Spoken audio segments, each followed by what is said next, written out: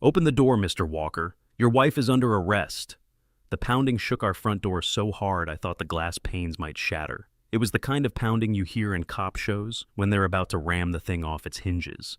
Except this wasn't TV. This was my front porch. It was just after sunrise, the morning light still soft, the air cool. Sarah and I had been up for maybe 20 minutes. I was halfway through my first cup of coffee, standing in the kitchen, still in my worn flannel robe and socks. I froze, mug in hand, staring toward the sound. The pounding came again, harder, more urgent. "Daniel Walker!" a voice barked, sharp, commanding, too loud for this quiet street. "Step outside now." I glanced at Sarah, who had just come down the hallway, tying back her dark hair. Her eyebrows rose slightly, as if to say, "What now?" I set my coffee on the counter and moved toward the front door. Through the side window, I caught a flash of dark blue, uniforms of a sort, and movement. 4 men stood on my porch, broad-shouldered, wearing tactical pants, black boots, and dark navy shirts with big block letters stenciled across the back in white. HOA Inspector. HOA Inspector? I squinted. The shirts looked like they'd been ordered from one of those novelty uniform websites. Cheap polyester, shiny under the morning light. Still, the effect might have fooled someone half asleep or someone who didn't know better. They stood in formation, 2 in front, 2 behind, like they were trained for an entry. Sunglasses hid their eyes. One of them, the tallest, rested a hand on his hip where a sidearm hung. I opened the door just enough to keep the chain in place. "What's this about?" The tall man in front stepped forward, and my stomach tightened when I saw his face. Greg Morrison, my neighbor from across the street. Greg and I had exchanged a lot of words over the past year, some friendly, most not, but seeing him here dressed like a tactical officer was something new. He wore wraparound sunglasses even though the sun was barely up, a dark ball cap pulled low, and that smug little half smile that made you want to shut the door on him. "Step aside, sir," Greg said, his voice low and heavy with that false authority he loved to put on. "We have official reports of a code violation and a potential security breach. Your wife needs to come with us for questioning." I stared at him. "Questioning? By the HOA?" Greg's smirk widened, and he tilted his head just slightly toward the men behind him. "Neighborhood safety isn't a joke, Mr. Walker. Now get her out here. We can do this the easy way, or the hard way." Behind him, one of the so-called inspectors shifted his weight uncomfortably. Another glanced at the street, maybe to see if any of the neighbors were watching. The sun was creeping higher now, and I could see Mrs. Jenkins down the block peeking through her curtains. Footsteps sounded behind me. Sarah stepped into view, calm as ever. She was wearing her dark gray workout jacket, the one with the silver piping along the shoulders, and fitted black pants. She walked to my side, looking out at Greg and his crew. Greg straightened slightly. "Ma'am, you're coming with us. Now." Sarah's voice was steady. "Do you have a warrant?" That one word seemed to throw him off balance for a fraction of a second. What?" "A search warrant. An arrest warrant. Any legal documentation whatsoever." She tilted her head slightly, her tone polite but edged with steel. "Or, are you just out here playing dress-up this morning?" One of the inspectors coughed into his hand, clearly trying not to laugh. Another looked away, as if embarrassed to be there. Greg's jaw tightened. "I don't need a piece of paper to keep this neighborhood safe," he said, his fingers brushing the butt of the pistol strapped to his belt. The holster looked professional, but the gun... I'd seen enough real sidearms to know this one wasn't standard issue. Sarah didn't move. Her eyes stayed locked on his, and in that moment, I saw the shift. Her posture straightened almost imperceptibly, her shoulders squared. And that calm expression, the one I'd seen when she handled tense situations before, settled over her face. Greg had no idea he'd just walked into a fight he couldn't win. "Daniel," Sarah said without looking at me, "why don't you call the sheriff's office and ask for the duty sergeant? Tell them we have 4 men impersonating officers on our front porch." Greg's lips curled into something halfway between a sneer and a snarl. "You're making a big mistake." Sarah's voice was cool. "No, Greg, the mistake is yours." For a heartbeat, the only sound was the low hum of the neighbor's air conditioning unit. Then, from somewhere down the street, came the faint click of a camera shutter. Someone was taking pictures. I had no idea then that this would be the first domino in a chain of events that would tear open the quiet life we'd built and drag us both into something far bigger and far darker than a petty neighborhood dispute. 2 years earlier, the idea of a morning like that, men in fake uniforms pounding on our door, would have sounded absurd.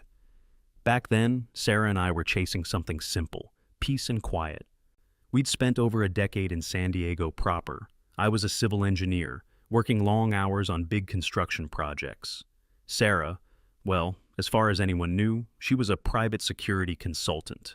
It was the kind of job description that satisfied curiosity without really answering anything. Our friends accepted it, our neighbors accepted it, and I never questioned it, at least not out loud.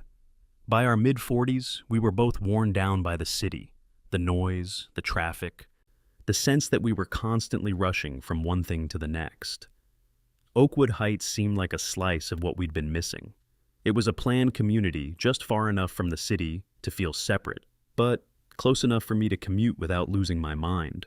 Tree-lined streets, tidy lawns, neighbors who waved from their porches, the kind of place where kids rode bikes until dusk, and people left their front doors unlocked. We moved into a 2-story Craftsman at the end of a quiet cul-de-sac. The backyard had space for Sarah to set up her workout area, and the garage was big enough for my tools and workbench. The first few weeks felt like a second honeymoon. We hosted a small cookout, met the folks next door, and started our evening habit of walking the loop around the neighborhood just before sunset. That's when we met Greg Morrison. At the time, Greg was the picture of a friendly neighbor, tall, fit, mid to late 30s, with a clean-cut look and a ready smile. He told us he was both a local police officer and the neighborhood safety chair for the HOA. I didn't know if that was an official title, but he carried it like it was. In those early days, he was downright helpful. He came over our second week to help me fix a leaking water pipe in the garage. He complimented Sarah's backyard landscaping, said she had an eye for detail. He even invited us to a weekend barbecue where he introduced us to the rest of the block as the model couple. If Greg was in uniform, he'd wave from his driveway as we passed on our walks. His presence, and that black and white police cruiser parked out front, seemed to give the street an extra layer of security. Neighbors talked about how lucky we were to have real law enforcement living among us. For a while, it was exactly what we wanted: quiet, safe, predictable. The first sign of trouble came about a year in, when we decided to replace our old wooden fence. The boards were warped and splintering, and frankly, it was an eyesore. We wanted something sturdier, something that would give Sarah more privacy for her work, which, in my mind, was still just security consulting. After checking the city ordinances, getting the property lines surveyed, and pulling all the necessary permits, we hired a contractor to put in a 6-foot wrought iron fence. We were well within our legal rights. City code allowed fences up to 8 feet. But the day the work started, Greg's behavior shifted. The waves stopped. The friendly conversations evaporated. He started appearing in his front yard, arms crossed, watching the crew work. His wife, Linda, began hurrying past us on her dog walks, avoiding eye contact. One evening, Greg came to our door. He was wearing a dark polo with a little badge-shaped patch on the chest.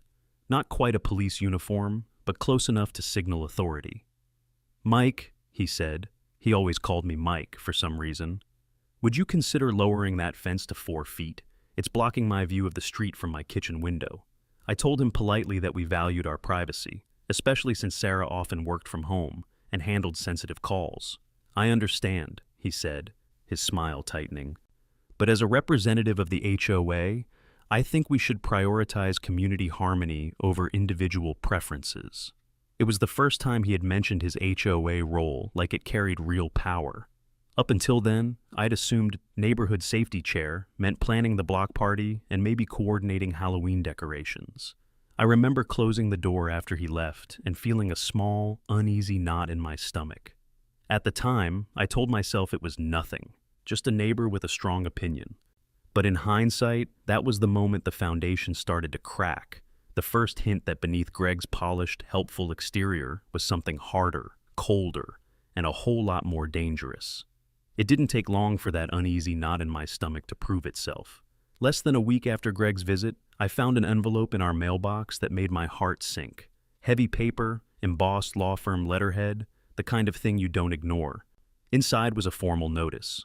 Per the bylaws of the Oakwood Heights Homeowners Association, the fence currently under construction at your properties is in violation of community aesthetic standards.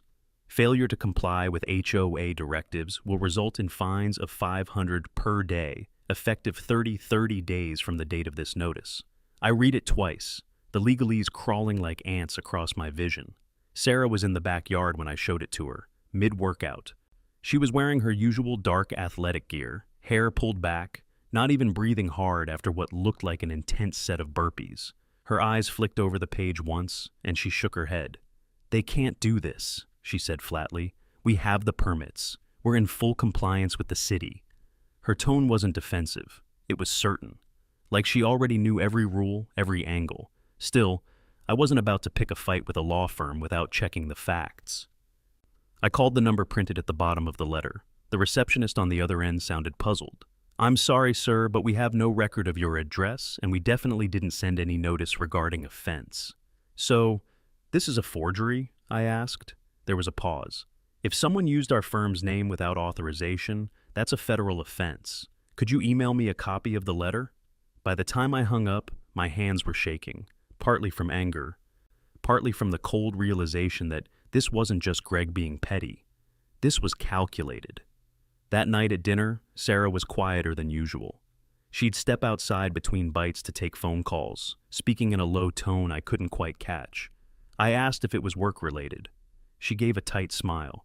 "Just complicated," she said. "Nothing I can go into right now." Over the next week, the neighborhood's mood toward us began to shift. People who used to wave now crossed the street. Mrs.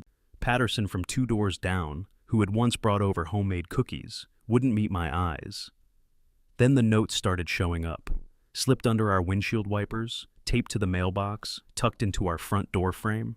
They were polite, almost syrupy in tone. "We'd appreciate it if you'd work with the community for everyone's benefit." One was less polite.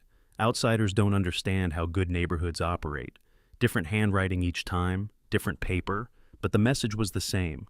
Sarah noticed, of course. She noticed everything. She started spending more time in the backyard, on the phone, speaking in what I can only describe as tactical language. Not military jargon exactly, but deliberate terms I'd never heard her use before. I began seeing her differently. Little things that had always been there, but I'd never connected. How she'd automatically choose the seat in a restaurant with a clear view of all the exits. How her movements were always economical. Efficient. How she could size up a stranger in under 2 seconds. Greg, meanwhile, wasn't just content to spread rumors. He escalated. One Saturday afternoon, he organized what he called an emergency HOA meeting right on the sidewalk in front of our house. Nearly 20 neighbors showed up. Greg had a freshly printed sign propped against his folding chair. "Neighborhood Security Chairman." He stood up, gesturing toward our partially finished fence like it was a crime scene. "As you can see," he said loudly, "the Walker family has refused to comply with community standards. This isn't just about aesthetics. A fence this high could hide suspicious activities from street view."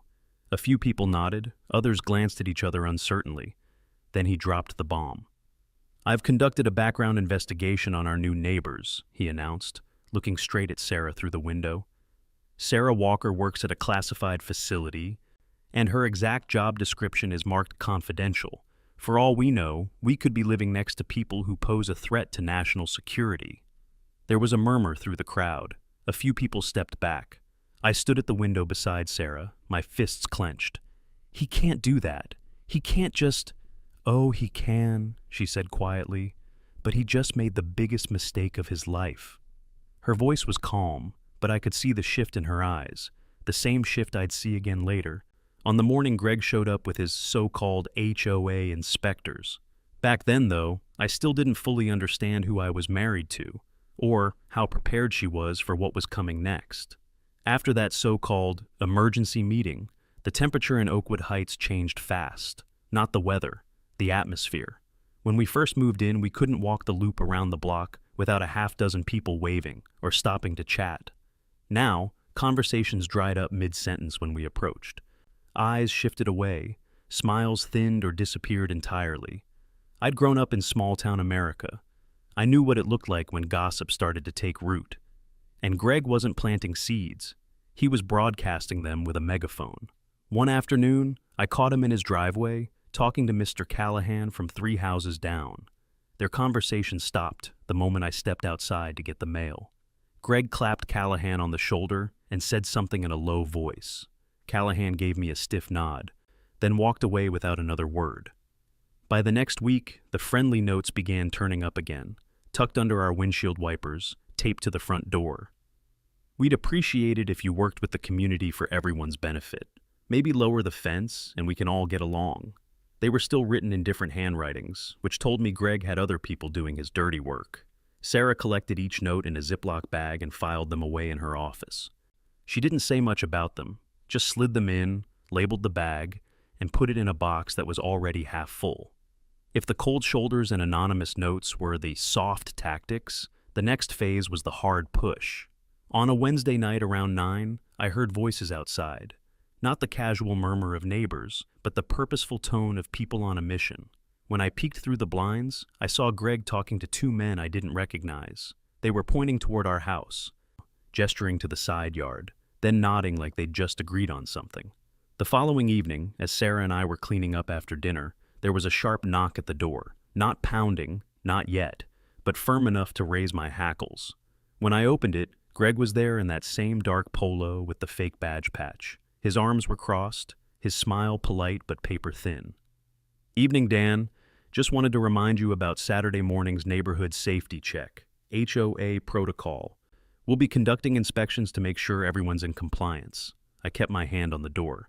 "Is that an actual HOA policy or something you just made up?" Greg tilted his head. "I think you'll find it's in everyone's best interest to cooperate. Refusing inspection sends the wrong message." That night, Sarah and I sat in the living room, the TV on low. She was scrolling through something on her phone. Her brow furrowed in that way I'd learned meant she was concentrating hard. "He's escalating," she said finally. "I noticed. Saturday's not a safety check. It's an intimidation play. He's going to show up with his little crew and try to manufacture some violation." I leaned forward. "So, what do we do?" She looked up from her phone, her eyes steady. We let him come, but I'll be ready." 2 days later, the inspection came earlier than scheduled. It was 2 a.m., the power cut out first. Every light in the neighborhood blinked off, leaving the street in heavy, unnatural silence. Then came the crunch of boots on gravel, the low murmur of voices, and the sharp metallic click of a gate latch. When I peered through the curtains, my first thought was SWAT team. 4 figures in tactical pants, boots, and navy blue shirts. But the words printed in big white letters across their backs made me blink twice. HOA Inspector. They even had black ball caps, earpieces, and clipboards. As if the clipboards made them official. The effect might have been comical if it weren't for the handguns strapped to 2 of their hips, and the fact that they were on my property at 2 in the morning. Greg led the pack, a flashlight in one hand, sweeping the beam over our windows. He stopped at the front porch and knocked, hard. Sarah was already standing at the top of the stairs, fully dressed, her posture straight and alert. She didn't look surprised. "Stay here," she told me quietly. "I'll handle this." And the way she said it, it wasn't a request. It was an order. Greg's knock wasn't the polite kind. It was the kind meant to wake the dead. 3 sharp, booming raps that echoed through the darkened house. "HOA inspection," he barked, loud enough for half the block to hear. "Open up!" Sarah didn't rush. She walked to the front door like she was heading into a meeting she'd already prepared for. Calm, measured steps. I followed a few paces behind, my pulse thudding in my ears. She flipped on the porch light. The sudden flood of light illuminated 4 men in those dark navy shirts with HOA Inspector printed across their backs. 2 had clipboards tucked under their arms.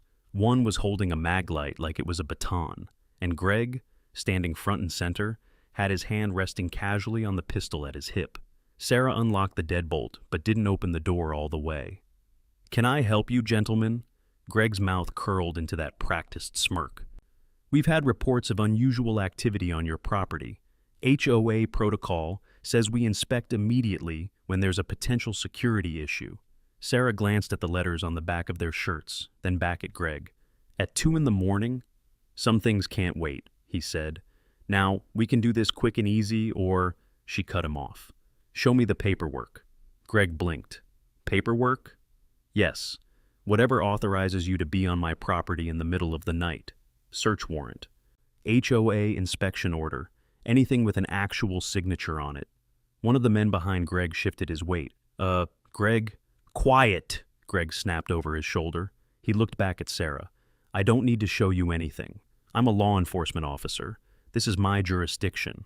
Sarah tilted her head slightly, almost curious. Your jurisdiction? That's right. He squared his shoulders, puffing up a little. I've been keeping this neighborhood safe long before you moved in. And I don't need some... She opened the door wider, but only enough to step into the threshold. The porch light caught the glint of a small, silver badge-shaped pin on her jacket collar. You're on my property at 2 a.m., without a warrant, impersonating an officer, and armed. That's a long list of problems for you, Greg. His eyes flicked to the pin, then back to her face.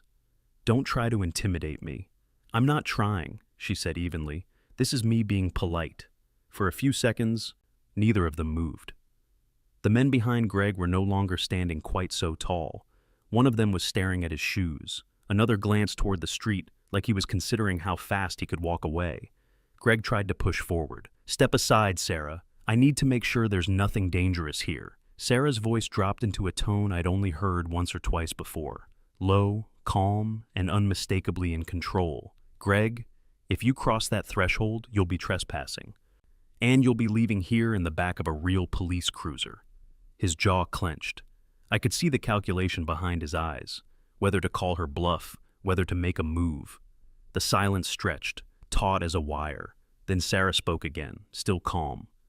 Daniel, would you mind calling the sheriff's office and letting them know we have armed individuals impersonating inspectors at our front door? Ask for the duty sergeant. Greg's face flushed red under the porch light. You're making a mistake, Sarah. No, she said, her eyes locked on his. The mistake is yours, and you're running out of time to walk away.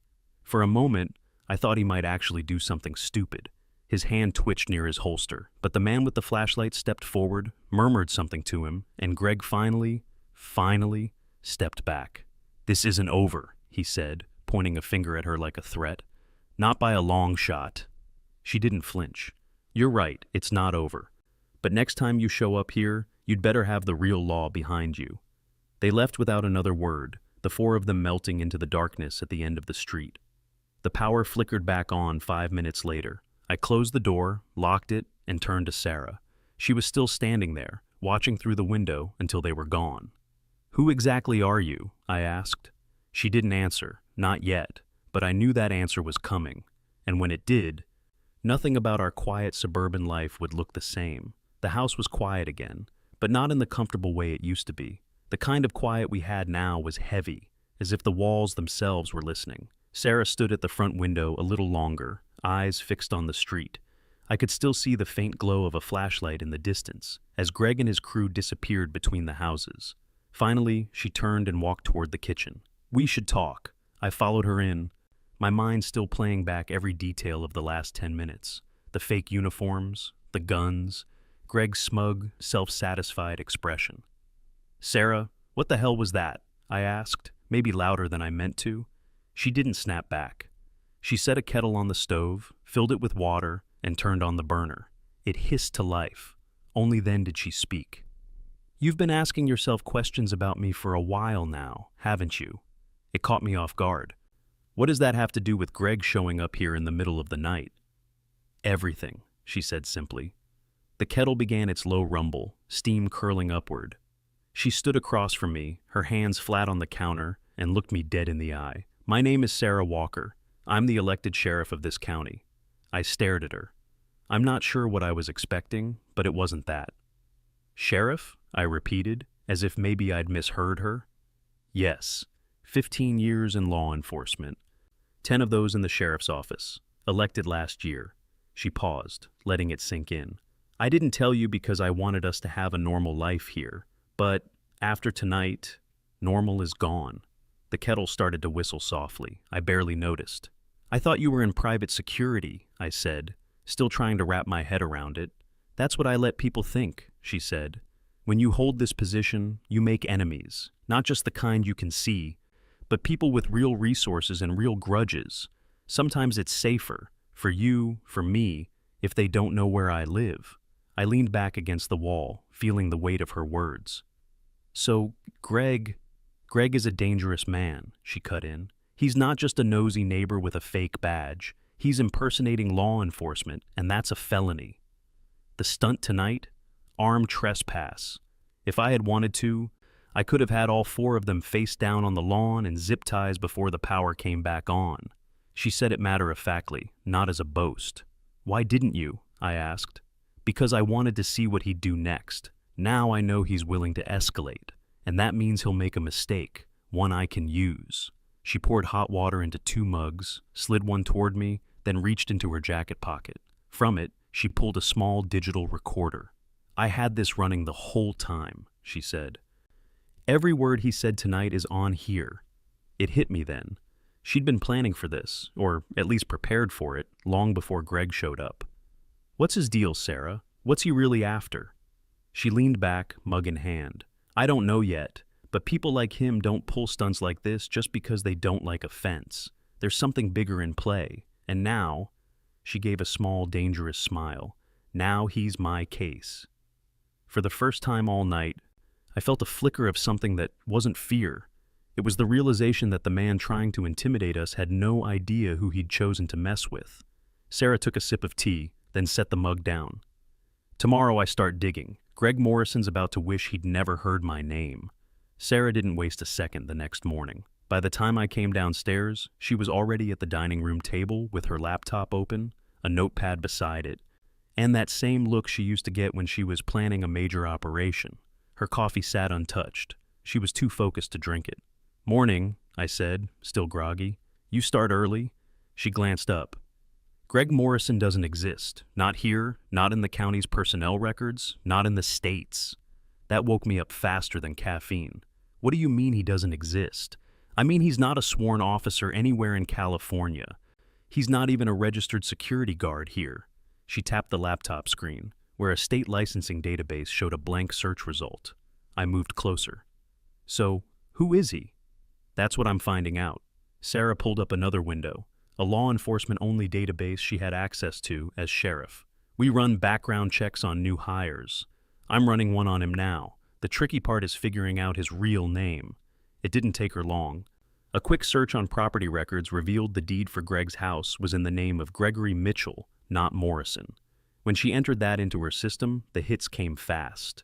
3 prior arrests, she read aloud. 2 in Arizona for impersonating a police officer. 1 in Nevada for harassment.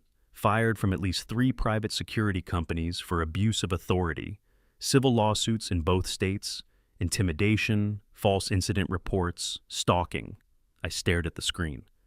And now he's here, in our neighborhood. She nodded slowly.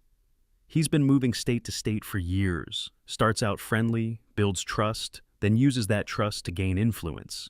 In some cases, he's taken over the HOA entirely. My stomach sank. This isn't about the fence. No, she said, her voice hardening. This is about control, and my guess, money. She switched to another tab, pulling up a database of corporate filings. He's connected to at least 2 shell companies registered in Nevada. Both list the same mailing address as a man named Victor Hale. Who's that? I asked.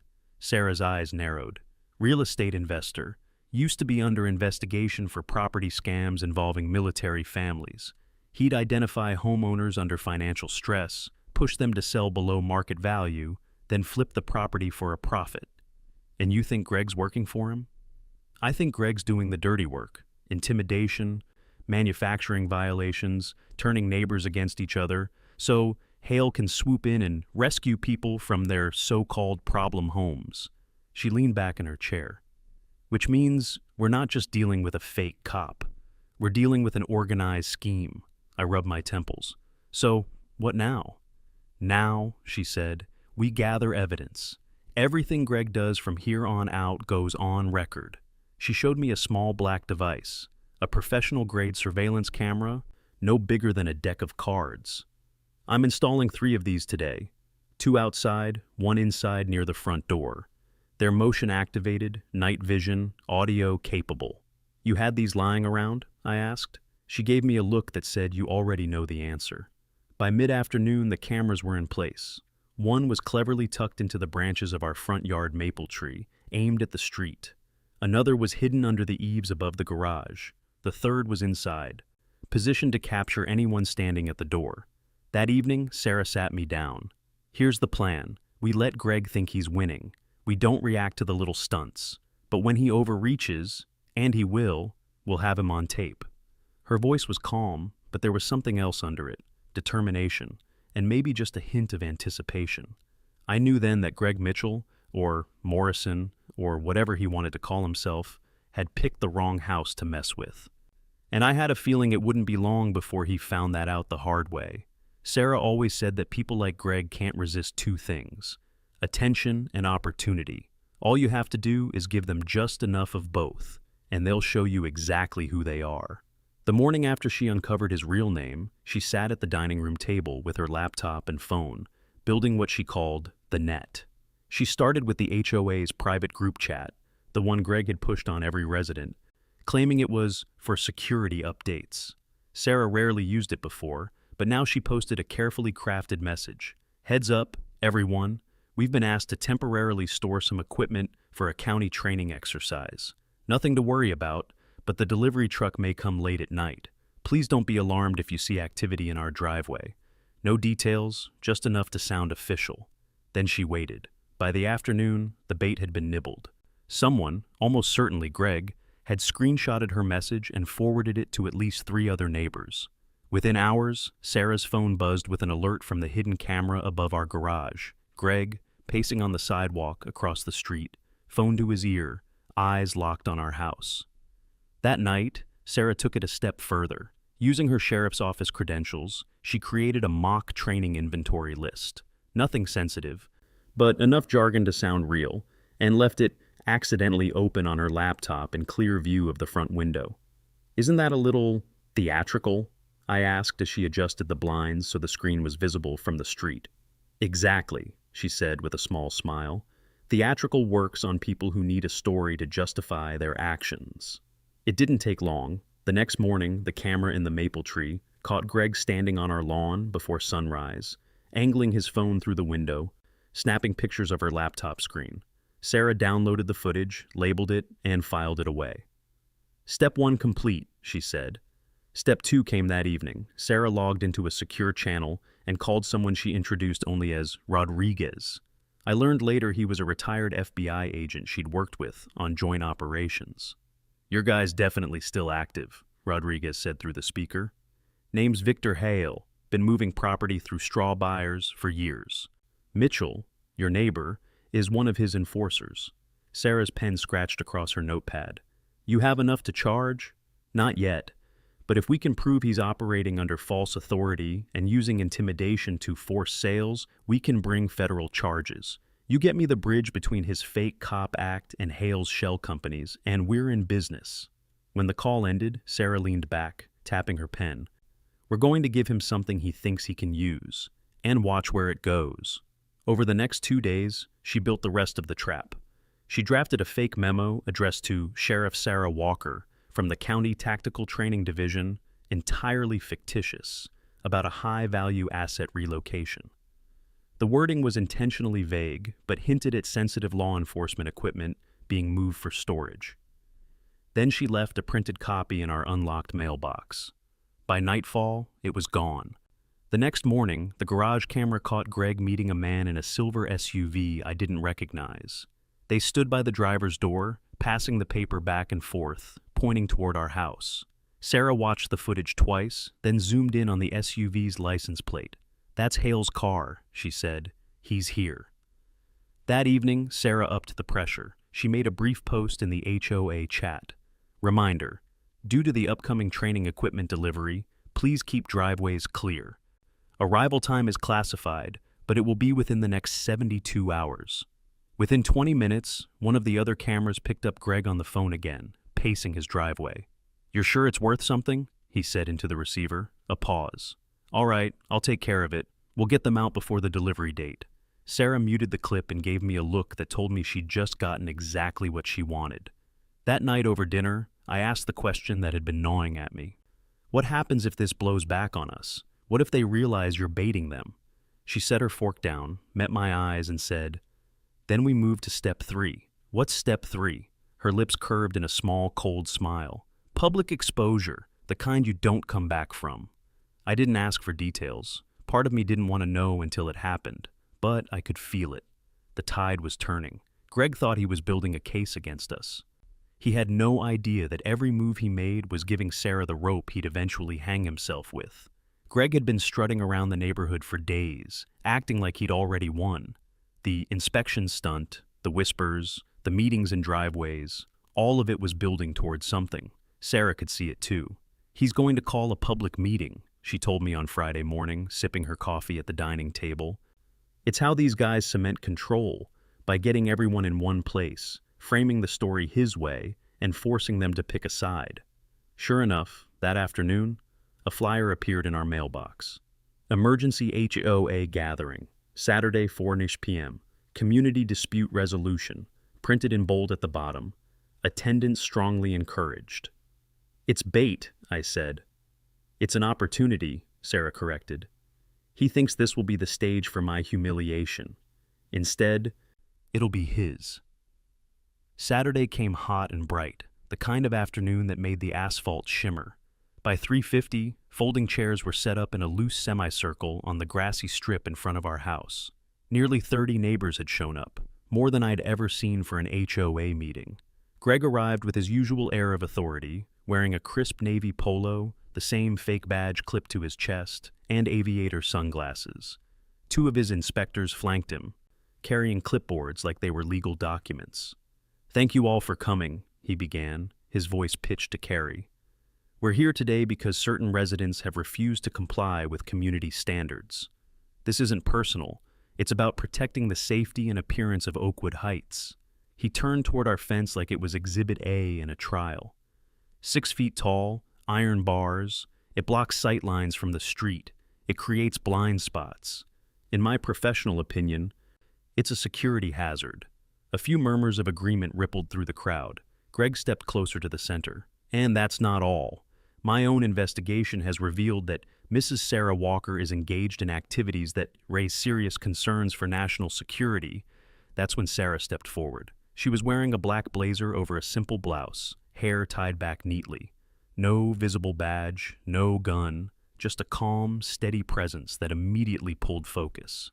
"Greg," she said, cutting into his monologue, "before I could go any further, I have a simple request." He blinked. "What's that?" "Show us your police identification number." The crowd shifted uncomfortably. Greg let out a short laugh. "That's sensitive information. I can't just hand it out in public." Sarah's tone didn't change. "Every sworn law enforcement officer in this county has a badge number that's a matter of public record, providing it is routine." Greg's jaw tightened. "Like I said, I'm not obligated to." Sarah turned to a folding table where she'd set up her laptop and a portable speaker.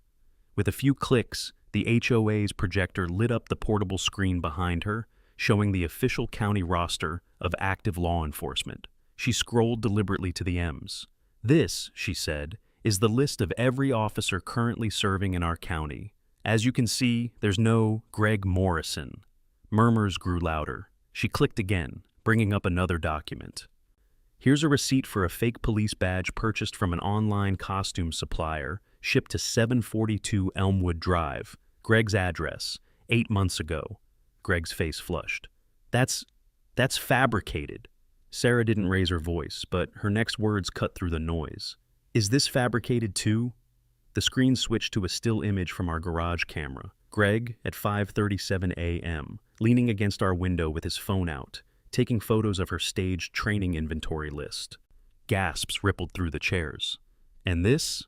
She played a short audio clip. Greg's voice, captured by our front yard mic 2 nights earlier. "We'll get them out before the delivery date." Greg's composure cracked. He stepped forward, voice rising. "She's twisting things. You people don't understand." Sarah held up a hand. "What we understand is that you've been impersonating an officer, trespassing on private property, and working with known real estate scam artists to target military families in this neighborhood." The crowd erupted into overlapping questions. Greg's inspectors suddenly looked like they wished they were anywhere else.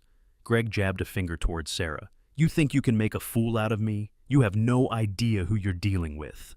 Sarah's eyes locked on his. "No, Greg. You have no idea who you're dealing with."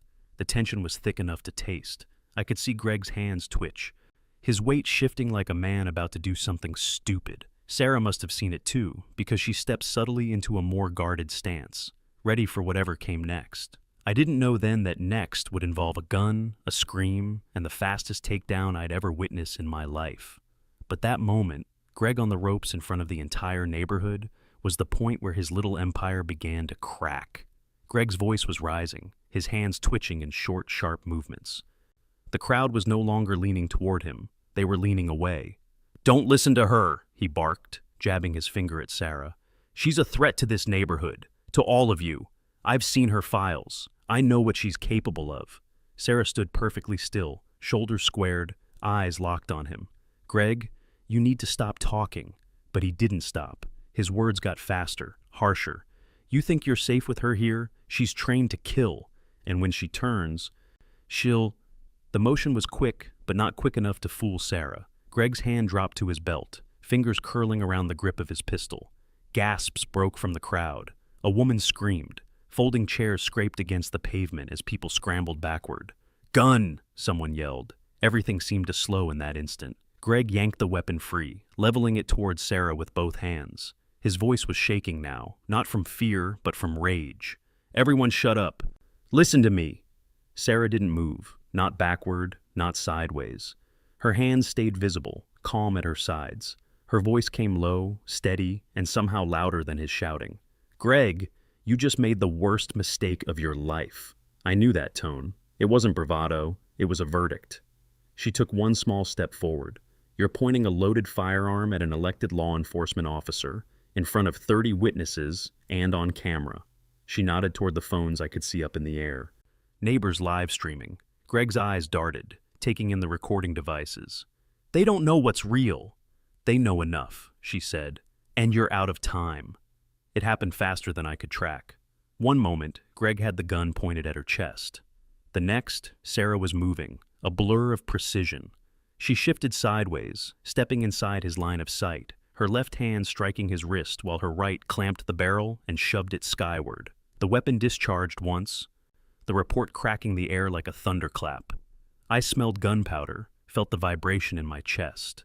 Before anyone could scream again, Sarah had twisted the gun from his hand, stepped behind him, and hooked his arm into a lock that dropped him to his knees. In less than 3 seconds, Greg Mitchell, self-styled neighborhood enforcer, was face down on the grass with Sarah's knee between his shoulder blades. His wrists cinched behind him with a pair of black zip ties she'd pulled from her blazer pocket, like she'd been planning it all along. The crowd stood frozen, silent except for the heavy breathing of a few people who'd backed into each other during the scramble. Sarah's voice rang out, clear and firm. "Greg Mitchell, you are under arrest for impersonating a police officer, aggravated assault with a deadly weapon, and conspiracy to commit fraud." Someone started clapping. It spread, hesitant at first, then louder. The tension cracked, replaced with something else. Relief, admiration, even awe. Greg twisted under her hold, his face red, spitting curses. "You think this is over? You have no idea how deep this goes." Sarah didn't respond. She kept her weight steady on him, eyes scanning the perimeter like she expected trouble from somewhere else. That's when I noticed 2 of Greg's inspectors were gone, slipped away during the chaos.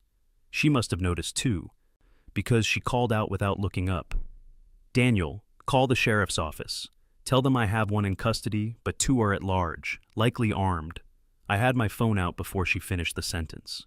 Within minutes, real deputies arrived, sirens wailing in the distance before they swung into view. They pulled up fast, doors flying open, weapons drawn until Sarah identified herself and handed over the firearm she'd confiscated. Detective Maria Santos, a compact woman with sharp eyes, took one look at Greg, then at Sarah. "He's been on our radar. You just handed us the probable cause we needed." Greg was hauled to his feet, wrists still bound, and shoved toward the back of a patrol car. He didn't fight now, just kept muttering under his breath, eyes cutting towards Sarah like he could burn holes in her. Before they loaded him in, he twisted his head toward her. "You were targeted, Walker, long before you moved here. And when they send someone else, it won't be me you're dealing with." Sarah's face didn't change, but I saw something harden in her eyes. The patrol cars pulled away and the crowd began to disperse, buzzing with the kind of energy that comes after a storm. Neighbors who'd avoided us for weeks came forward, shaking Sarah's hand, thanking her. She didn't smile. "It's not over," she told them. "Not until we know who they are." As I stood there beside her, I realized she wasn't just talking to the neighbors. She was talking to me, too. The deputies had barely cleared the street when Sarah's phone buzzed. She stepped aside to answer, speaking in a tone low enough that I could only catch fragments. "In custody? No, two still at large. Confirm vehicle description." When she came back, her face was set in that unreadable mask I'd learned meant she was already 10 steps ahead of everyone else. "That was Captain Rodriguez," she said. "He's sending a joint task force down here tomorrow. Greg's not a lone wolf. He's part of a bigger operation, and they've been trying to pin it down for months." I thought about Greg's parting words. "You were targeted long before you moved here. So, he wasn't lying about that?" She shook her head. "Not this time." That night, Sarah spread her notes across the dining room table. Property records, court filings, corporate registrations. Half of them I recognized from earlier in the week. Half were new. She pointed to a flowchart she'd drawn in clean, precise lines. "This is how it works. Mitchell, Greg, identifies a target family, usually military or law enforcement, because they're disciplined, stable, and own property in areas Hale wants. He builds a case against them, real or fabricated, using his fake authority. Fines, threats, code violations. Eventually, the pressure forces them to sell." She tapped the next box. "That's where Hale steps in. Buys the house through one of his shell companies, flips it for a huge profit, repeat in a different neighborhood." I traced one of the arrows on her diagram. "And you think they've done this? How many times?" She met my eyes. "We have confirmed evidence on at least 40 families in 6 different states, but it could be double that." I leaned back, trying to wrap my head around it. Why military families? They tend to be tight-lipped, used to following rules. Less likely to go public with a dispute, more likely to move quietly when pressured. And some have security clearances. If you can push them out of certain neighborhoods, you can reshape who lives near key facilities. The thought chilled me. "You're saying this isn't just about money?" "No," she said flatly. "It's about influence." By morning, the task force was here. Captain Rodriguez was a tall, broad-shouldered man with silver at his temples and an easy grin that didn't quite hide the seriousness in his eyes. "Sarah," he said, shaking her hand like they had been through more than one fire together. "You've just made my month. We've been chasing Mitchell across state lines for 3 years." He turned to me. "And you, thank you for keeping records. That camera footage of the mailbox delivery is gold." I glanced at Sarah. "That was part of the bait, wasn't it?" She gave me the smallest of nods. The next 48 hours were a blur. Search warrants were served at Greg's house, and the 2 nearest properties tied to Hale's companies. I watched agents carry out boxes of files, hard drives, even a duffel bag stuffed with fake police gear, badges, patches, IDs. One of the detectives showed Sarah a tablet pulled from Greg's office. He kept notes on every target, habits, income, even where their kids went to school. Sarah's jaw tightened. "This isn't intimidation. This is intelligence gathering." It turned out the 2 inspectors who fled the HOA meeting were picked up in a neighboring county. They were both former security contractors with minor criminal records, enough to make them pliable, but not enough to raise red flags when they moved in somewhere new. When confronted with the evidence, they flipped fast, pointing to Hale as the organizer. The man himself was arrested 2 days later in Nevada, stepping off a private jet. By the end of the week, the story had broken wide open. Local news stations camped on the corner of our street. National outlets started calling it the HOA sting. Reporters wanted sound bites, neighbors wanted reassurance, and the sheriff's office wanted Sarah front and center. She gave one statement: No one, no matter their title or uniform, has the right to intimidate a community for personal gain. If you see something that feels wrong, speak up. That's how you keep a neighborhood safe. It wasn't fiery, it wasn't flashy, but it hit home. That night, when the house was finally quiet again, I asked her, "So, is it over?" She poured 2 glasses of water, slid one across the table to me. "The operation? Yes. The investigation will take months, but Mitchell and Hale won't see the outside of a cell for a long time." "And the other thing?" I asked. She looked up. "What other thing?" "The part where Greg said we were targeted long before we moved here." She didn't answer right away. When she did, her voice was softer. "That's what keeps me up. If this was just about the fence, he never would have pushed so hard. Somebody wanted us gone specifically." I thought about asking who she thought it was, but from the look on her face, I knew she didn't have an answer yet. Or maybe she had one she didn't want to share. 6 weeks after Greg Mitchell was led away in handcuffs, Oakwood Heights felt like a different place. The sharp edge of tension that had hung in the air for months was gone. People waved at each other again, stopped to chat at mailboxes, and let their kids play outside without glancing nervously up the street. The HOA board, now actually functional, met in the community center instead of on front lawns. They had a rotating leadership system, open financial records, and one unshakable rule: no one could hold a position with security in the title without a legitimate law enforcement background and verifiable credentials. It wasn't just a rule, it was a scar turned into armor. Sarah didn't take a leadership role, despite multiple nominations. "Real leadership is about empowering people, not holding power over them," she told the crowd at the first reformed HOA meeting. The line got a standing ovation and later, printed on the flyers for our first Unity Day barbecue. She did, however, agree to teach a monthly community safety class. The first one drew 20 people, the second, 40. By the third month, we had to move it to the high school gym. It wasn't just self-defense. She taught how to read a situation, how to tell when someone's flashing fake authority, how to document suspicious behavior so law enforcement could actually act on it. And she made it clear, don't be paranoid, but don't be passive. The kids adored her. At Unity Day, they clustered around her like she was a superhero in jeans and a ball cap. One little boy asked if she could teach him the move where you make the bad guy's arm bend backward. She laughed, promised to show him a safer version, and then made him demonstrate the call for help technique she taught every child. Yell loud, name the threat, describe it. Watching her work the crowd, I realized something. Greg had picked the wrong target, but the right neighbor. She didn't just end his scheme, she'd strengthened the entire community. One evening, as we sat on the porch, watching the sunset over our still-standing 6-foot fence, I asked, "Do you ever regret showing them who you really are?" She took a slow sip of her tea, looked out at the street.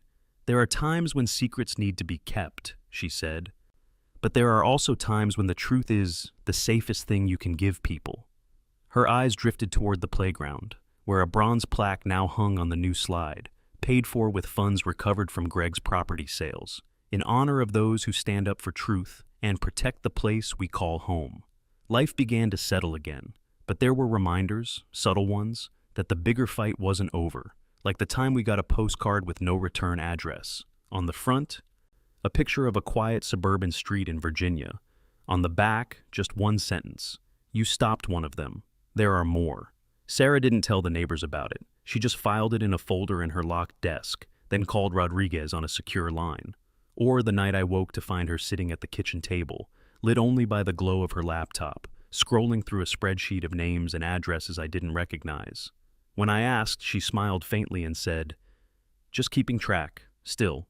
For the people on our block, the story had an ending, and it was a happy one. We had our peace back." The fence that started it all was now just part of the landscape, not a point of contention. The HOA worked for us, not against us. And neighbors who'd been strangers before the trouble were now friends who brought over pies, swapped holiday lights, and watched each other's pets. It was almost normal. Almost. One Saturday morning in early fall, I was planting bulbs along the walkway when a white van rolled slowly past. Nothing unusual, delivery vans were common, but I noticed the driver glance at our house a little too long. Sarah, standing in the doorway, noticed too. She didn't wave, she didn't frown. She just watched until the van turned the corner, then stepped back inside and locked the door. "Something?" I asked when I came in. "Probably nothing," she said. Then, after a pause, "But I'll keep an eye on it." That was the thing about living with Sarah. Even when the street was quiet, she knew silence could be the part right before the next storm. The next HOA meeting was in 2 days. She was on the oversight committee now, and I knew she'd go. She'd sit in the back, listening, scanning, making sure no one ever got the chance to wear a fake badge in Oakwood Heights again.